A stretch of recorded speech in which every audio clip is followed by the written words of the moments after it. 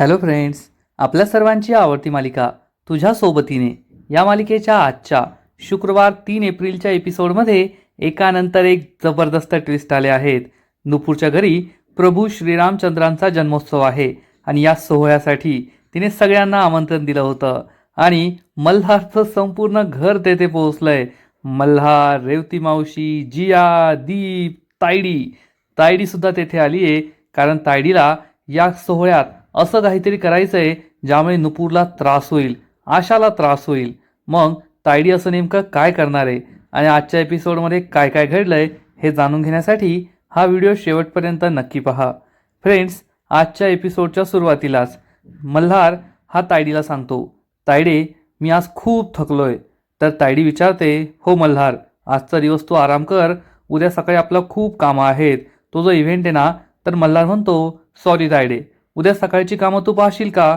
तायडी विचारते, काय झालं, तुला कुठे जायचं आहे का? तर मल्हार सांगतो, हो, मिस नुपूर आहेत ना, त्यांच्या घरी प्रभू श्रीरामचंद्रांचा जन्मोत्सव आहे, तेथे मला जायचं आहे, त्यांनी आपल्याला आमंत्रण दिलं आहे. आणि लगेच तायडी म्हणते, ओ वाव, अमेझिंग मिस नुपूर. मल्हार तिच्याकडे पाहतो तर तायडी म्हणते, नाही, मी तर चेष्टा करत होते, तू तेथे जातोय उत्सवासाठी आणि मला नाही बोलवते. मल्हार विचारतो, तायडी तुला आवडेल का?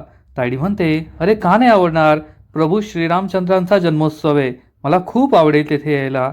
मल्हार म्हणतो, ठीक आहे, मग मी आत्ताच्या आत्ता मिस नुपूरला कॉल करून सांगतो. मल्हार फोन करतो. तायडी चांगलीच खुश होते आणि म्हणते, मल्हार, आता पहा मी तेथे गेल्यावर काय करते. हा दिवस त्या नुपूरला कायमचा लक्षात राहील. म्हणजे तायडीच्या डोक्यात काहीतरी शिस्त आहे, काहीतरी प्लॅन आहे. मग नेमकं होणार तरी काय हे तर आपल्याला उद्या म्हणजे थोड्या वेळानेच कळणार आहे. आणि मग पाहता पाहता दुसरा दिवस उजाडतो. नुपूरच्या घरामध्ये प्रभू श्रीरामचंद्रांच्या जन्मोत्सवाची सगळी तयारी झालेली असते. नुपूरने घर खूप सुंदर सजवलेलं असतं. सगळीकडे फुलांच्या माळा असतात. प्रभू श्रीरामचंद्रांचा जो छोटासा पाळणा असतो तो सुद्धा छान सजवलेला असतो नुपूरने. नुपूर अन्वय आणि ईशाला हाक मारते, दादा, इशू, फुलं घेऊन या. आणि हे दोघं फुलं घेऊन येतात. ईशा विचारते, आत्तू, आपण प्रभू श्रीरामचंद्रांचा जन्मोत्सव का साजरा करतो आणि हा छोटासा पाळणा का आणलाय?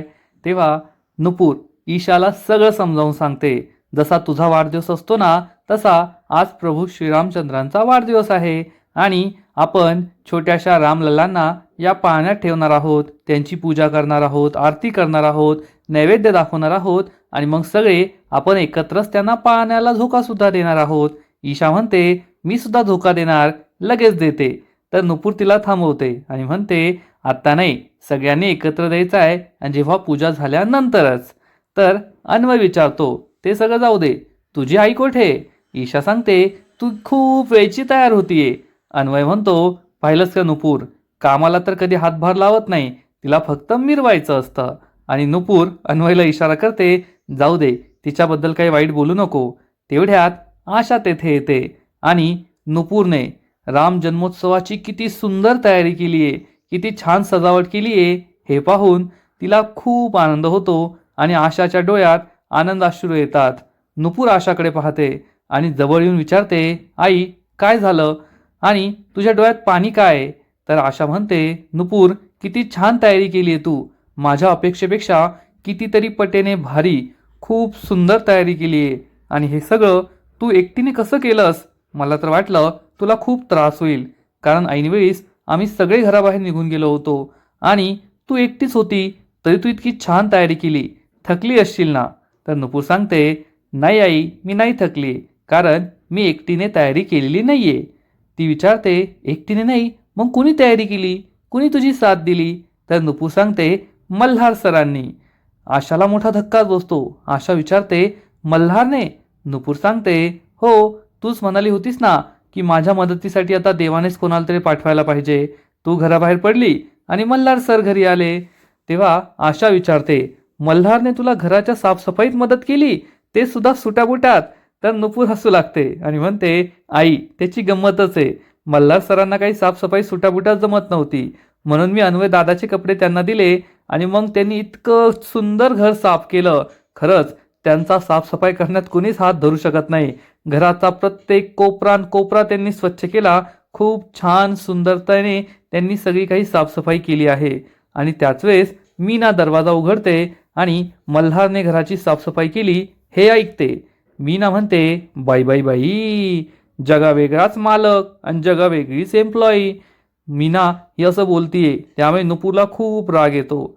आणि नुपूरला लगेच मीना प्रश्न विचारते, एवढ्या मोठ्या कंपनीचा करोडोचा मालिक आणि आपल्या घरात येऊन साफसफाई करतोय? मला तर हे काही पटत नाहीये. जगावेगळंच नातं दिसतंय हे. काय नुपूर, असंच केलं की तू त्यांच्यासाठी काही स्पेशल केलंय म्हणून त्यांनी घरची साफसफाई केली? असं म्हणून मीना चक्क नुपूरला डोळा मारते.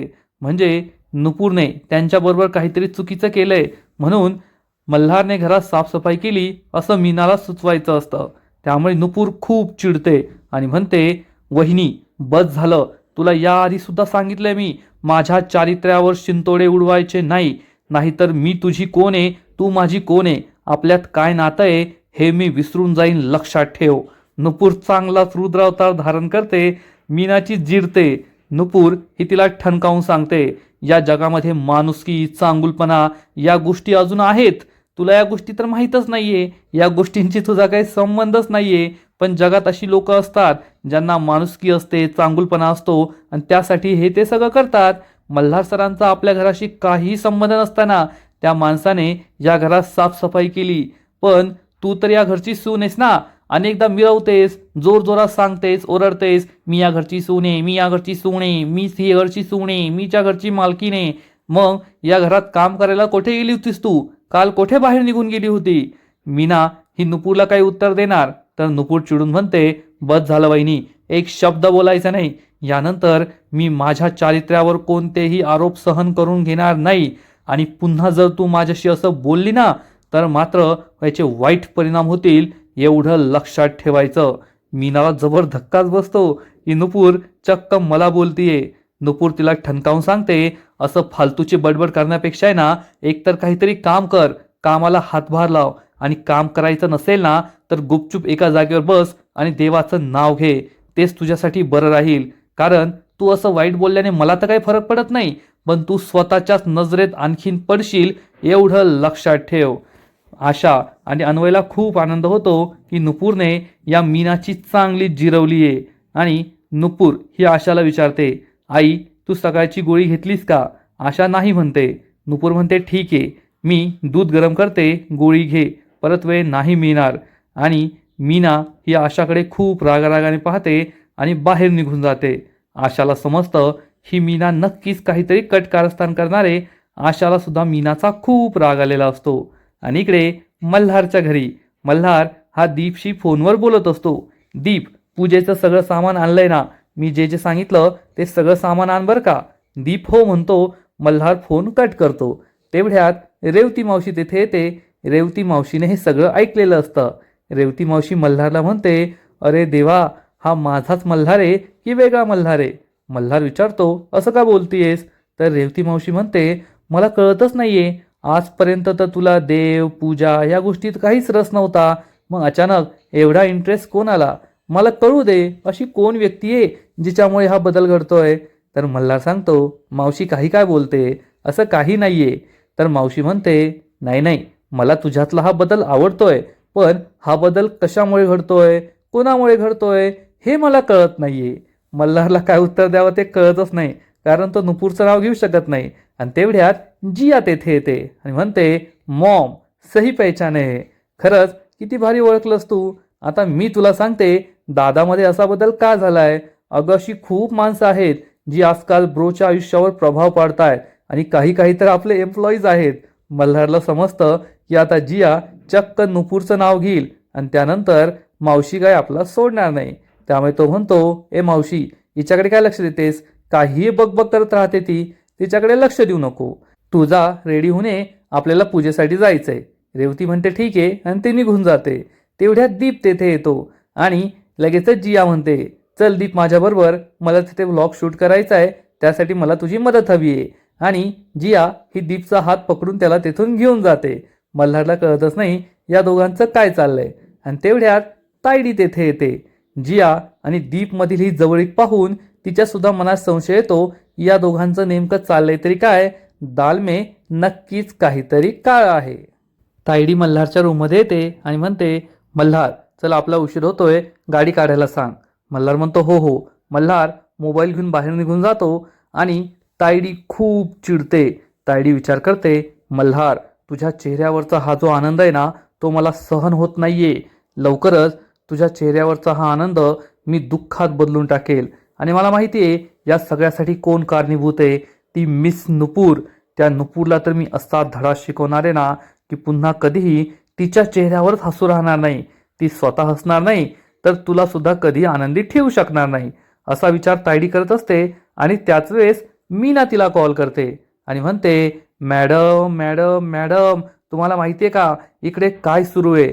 तर तायडी चिडून म्हणते, हे तुला किती वेळेस सांगितलंय मला असं अवेळी भेटायला यायचं नाही, असं कधीही फोन करायचं नाही. तर मीना चिडून म्हणते, ओ मॅडम तुम्ही काय वेळ अवेळ धरून बसलाय, येथे काय घडतंय तुम्हाला माहिती तरी आहे का. तायडी विचारते, ए नीट बोल काय बोलायचंय. तर लगेचच मीना सांगते, अहो तुमचा भाऊ आणि तुम्ही काय वेगवेगळ्या ग्रहावर राहता की काय, एकाच घरात राहता ना, मग तुमचा भाऊ काय करतोय हे तुम्हाला माहित नाहीये का. तायडी विचारते, आता काय केलं मल्हारने, स्पष्ट बोल. तर मीना सांगते, अहो मॅडम काल तुमचा भाऊ आमच्या घरी आला होता नुपूरची मदत करायला. त्याने चक्क आमच्या घरची साफसफाई केली, लादी पुसली, भांडी घासली, सगळं काही झाडझूड केली. तुम्हाला माहितीये का. हे ऐकून तायडीच्या पायाखालची जमीनच सरकते. तायडीचा विश्वासच बसत नाही. मीना म्हणते, मॅडम खरं बोलते मी, तुमचा भाऊ काल रात्री येथे आला होता, त्याने सगळी साफसफाई केली.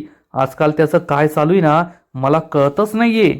आणि तायडीला लगेच आठवतं, काल रात्री जेव्हा मल्हार घरी आला होता मी त्याला विचारलं होतं कुठे गेलास, तर त्याने खोटं सांगितलं की मी आपल्या क्लायंटला प्रजापतीला भेटायला गेलो होतो. मी जेव्हा प्रजापतीला कॉल लावायचा विचार केला तर त्याने मला फोन सुद्धा लावू दिला नाही, हे तायडीला आठवतं. आणि तायडी म्हणते, मल्हार खोटं बोललास तू माझ्याशी, का करतोय असा. तर मीना सांगते, मॅडम पण मला तर वेगळी शंका येते. तायडी विचारते, कोणती शंका. तर मीना सांगते, ती म्हातारी आहे ना म्हातारी आशा, ती ना नुपूर आणि मल्हारला एकत्र आणण्यासाठी प्रयत्न करते, मला असं वाटतंय. तायडीला खूप राग येतो. तायडी चिडून म्हणते, तू थांब, आज त्या आशाची मी अशी वाट लावणार आहे ना की तू पाहतच राहशील. तायडी ही असं बोलतेय त्यामुळे मीना खूप खुश होते आणि म्हणते, मॅडम वाट लावणार आहे तुम्ही, खूप छान, लावा लावा वाट लावा, मला सुद्धा पाहायला मजा येईल. आणि आज तुम्ही येताय ना. पण तायडी काही उत्तर न देता फोन कट करते. त्यामुळे मीना तोंड वाकडं करते. मीना ही फोन कट करून मागे वळून पाहते तर चक्क आशा तिच्या मागे उभी असते. आशाला पाहून मीनाच्या पायाखालची जमीनच सरकते. आशा तिला जाब विचारते, कोणाला फोन केला होतास. तर मीना उद्धटपणे म्हणते, जाओ तुम्हाला कोण उत्तर देईल. तर आशाला खूप राग येतो आणि आशा चक्क मीनाचा हात जोरात पकडते आणि दाबते. मीना वेदनेने विहू लागते, ओ सोडा ना सोडा ना. आशा चिडून म्हणते, मीना तू माझ्या नुपूरबद्दल काही करण्याचा प्रयत्न केला ना तर मी तुला सोडणार नाही. तुला काय वाटतं मी म्हातारी आहे, कमजोर आहे. अगं मी म्हातारी असले ना तरी माझ्यातली रग काही कमी नाहीये. यावेळेस तरी मी फक्त तुझा हात पकडलाय. जर माझ्या नुपूरच्या वाटेला गेली ना तर पुढच्या वेळेस हा हात मोडून टाकेल, एवढं लक्षात ठेव. मीनाच्या पायाखालची जमीनच सरकते. मीना चिडून म्हणते, आशाबाई तुम्ही हे नीट केलेलं नाहीये, योग्य केलेलं नाहीये. माझा हात मोडण्याची धमकी दिली मला. पहा मी आता काय करते, तुम्हाला याची मोठी किंमत मोजावी लागेल. अशी धमकी देऊन मीना रागारागाने निघून जाते. तर आशाला हाच प्रश्न पडतो की या मीनाचं नेमकं चाललंय तरी काय. मीना कुणाला फोन करून या सगळ्या गोष्टी सांगत होती. तर इकडे नुपूर ही किचनमध्ये असते. आशाला दूध देण्यासाठी तिने दूध गरम केलेलं असतं आणि ती ग्लासमध्ये दूध ओतते. तेवढ्यात मीना तेथे येते आणि म्हणते, ए नुपूर बाहेर गुरुजी आले आहेत, तुला बोलवलंय. तर नुपूर म्हणते, नाही त्यांना सांग थोडा वेळ थांबा, मी हे दूध आईला देते आणि मग येते. तर मीना म्हणते, अगं बाई मी देते ना, तू कशाला काळजी घेते, मी देईल त्यांना दूध, जा तू बाहेर आणि मी येथे थांबते. परंतु नुपूर यासाठी तयार होत नाही आणि म्हणते, नको नको मीच देते. तर मीना म्हणते, अगं बाई थोडा तर विश्वास ठेव, देईल मी त्यांना दूध, औषधं पण देईल, जा तू बाहेर. नुपूरचा नाईलाज होतो आणि नुपूर बाहेर जाते आणि मग लगेचच मीना ही तिच्या कमरेला बांधलेली एक छोटीशी पुडी बाहेर काढते. या पुडीमध्ये कसली तरी पावडर असते आणि मीना ही पावडर या दुधाच्या ग्लासमध्ये मिक्स करते, मिसळते आणि म्हणते, आशाबाई तुम्ही मला धमकी देत होता ना, आता पहा त्याचे परिणाम किती वाईट होतील. माझा हात मोडायला निघाला होता, आता तुमचं काय काय मोडेल ना तुम्हालाच कळायचं नाही. असा विचार करून मीना ही मागे वळून पाहते तर चक्क आशा उभी असते.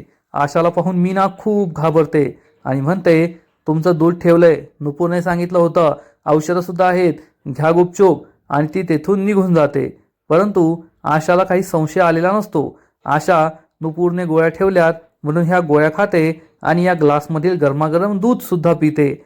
आणि त्याच वेळेस मीना हे सगळं लपून पाहत असते आणि म्हणते, आशाबाई आता तुमचं काही खरं नाही, माझ्या वाकड्यात गेल्या होत्या ना, आता पहा तुम्हाला कसं मी सरळ करते ते. आणि आशाला क्षणभरातच डोकेदुखी होऊ लागते, चक्कर येऊ लागते. आशा ही स्वतःला कशीबशी सावरते. आणि इकडे हॉलमध्ये मल्हार आणि मल्हारचं संपूर्ण कुटुंब, तायडी, रेवती मावशी, जिया, दीप सगळे आलेले असतात.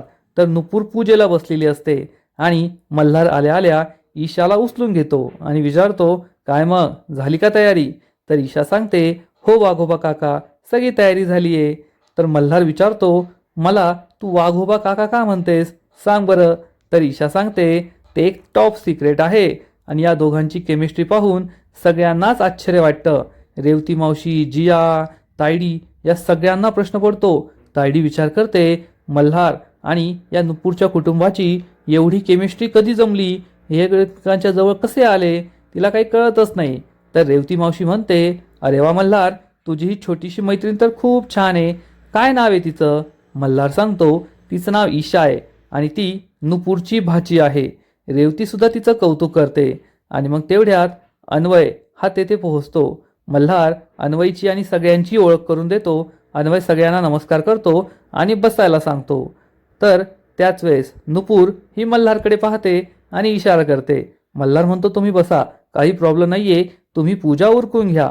आणि मल्हार तायडीला बसायला सांगतो आणि तो अन्वयशी बोलू लागतो. त्याला पूजेचं सामान देतो. रेवतीला आश्चर्य वाटतं आणि रेवती म्हणते, जिया तुझा तरी विश्वास पटतोय का की हा आपलाच मल्हार आहे? खरंच किती वेगळा वागतोय तो, त्याच्यामध्ये किती बदल झालाय. तायडी हे सगळं ऐकत असते आणि ईशा सांगते, हो माव, अजून तर खूप सारे बदल व्हायचे बाकी आहेत, आगे आगे देखो होत आहे क्या. रेवती सुद्धा खुश होते. आणि मग नुपूरची पूजा झालेली असते. गुरुजी सुद्धा नुपूरचं कौतुक करतात. खरंच तुम्ही किती छान सुंदर हा पाळणा सजवलाय, खूप छान पूजा केली आहे तुम्ही, नाहीतर आजकाल लोक फक्त रेडीमेडच कामं करत असतात. गुरुजी सुद्धा नुपूरचं कौतुक करताय, त्यामुळे तायडीचा चांगलाच जळफळाट होतो. आणि मग नुपूर ही पूजेच्या पाठावरून उठते, येऊन रेवती मावशीच्या पाया पडते. आणि रेवती मावशी तिचं खूप कौतुक करते की नुपूर किती गोड दिसतेस तू, किती छान आनंद आहे तुझ्या चेहऱ्यावर, अशीच नेहमी आनंदी राहत राहा. तायडीला खूप राग येतो आणि मग नुपूर ही मल्हारला विचारते, आलेत का सर, वेलकम. तर मल्हार म्हणतो, तुम्ही खूप सुंदर सजावट केली आहे, खरंच घर छान साफ केलंय. नुपूरला समजतं की मल्हार टोमणा मारतोय आणि मग नुपूर थँक्यू म्हणते, दीपची चौकशी करते आणि चक्क जियाला घट्ट मिठी मारते. जिया म्हणते, तू खूप गोड दिसतीये. नुपूर म्हणते, तू सुद्धा. तर जिया उत्तर देते, मला हे ऐकायचं होतं म्हणून मी तुला म्हणाले. आणि या दोघींचं एखाद्या मैत्रिणीसारखं हसणं खेळणं पाहून तायडीला जबर धक्का बसतो. या दोघींमध्ये एवढी जवळीक कशी झाली हाच प्रश्न तिला पडतो. आणि मग रेवती मावशी मल्हारला म्हणते, खरंच या दोघींना पाहून असं वाटतंय की खूप वर्षांपूर्वीच्या मैत्रिणी आज खूप वर्षानंतर भेटल्यात.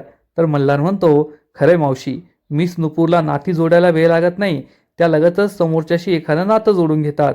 आणि नुपूर आणि मल्हार हे दोघे एकमेकांच्या जवळ कधी आलेत. मल्हार हा नुपूरची कशी बाजू घेतोय, कसं कौतुक करतोय हे पाहून तायडीला जबर धक्काच बसतो. पाहता पाहता ही नुपूर आपल्या कंपनीचा नाही तर आपल्या कुटुंबाचाच भाग बनलीये हे तिच्या लक्षात येतं. आणि आजचा एपिसोड येथेच संपतो. फ्रेंड्स, तुझ्या सोबतीने या मालिकेचा आजचा एपिसोड खरंच खूप भारी होता, खूप इंटरेस्टिंग होता. आजचा एपिसोड तर भारी होता, परंतु पुढील एपिसोड आणखीन भारी असणार आहे, आणखीन मोठा ट्विस्ट त्या मालिकेत येणार आहे. मग नेमकं घडणार तरी काय? तर फ्रेंड्स, पुढील एपिसोडमध्ये आपण पाहू की जेव्हा घरामध्ये राम जन्मोत्सव सुरू असेल तेव्हा चक्क आशाला चक्कर येईल, ती खाली कोसळेल आणि घरात कोणाकडे चॉकलेट किंवा गोड पदार्थ नसेल म्हणून नुपूर चक्क आशाला नैवेद्यासाठी बनवलेला लाडू खाऊ घालणार. यावरून मीना धिंगाणा सुरू करेल. अरे देवा, उष्टावला लाडू, आता नैवेद्याचं काय होणार? आता आपल्यावर देवाचा क्रोध होईल. परंतु मल्हार खूप सुंदर उदाहरण देऊन सिद्ध करून दाखवेल की असं केल्याने देवाचा क्रोध नाही होत, तर उलट देवाचा आशीर्वाद मिळतो. मल्हारचा हा रुद्रावतार पाहून मीनाची तर बोलतीच बंद होईल. परंतु नुपूर खूप खुश होईल, आशाला आनंद होईल आणि तायडीला प्रश्न पडेल की हा मल्हार हे काय करतोय? मल्हार तर पूर्णपणे या नुपूरच्या प्रेमात वेडा झालाय, फक्त तिचीच बाजू घेतोय. आता या दोघांना कसं वेगळं करायचं हाच प्रश्न तायडीला पडणार. मग आता पुढे काय होईल हे पाहणं खूपच इंटरेस्टिंग असणार आहे.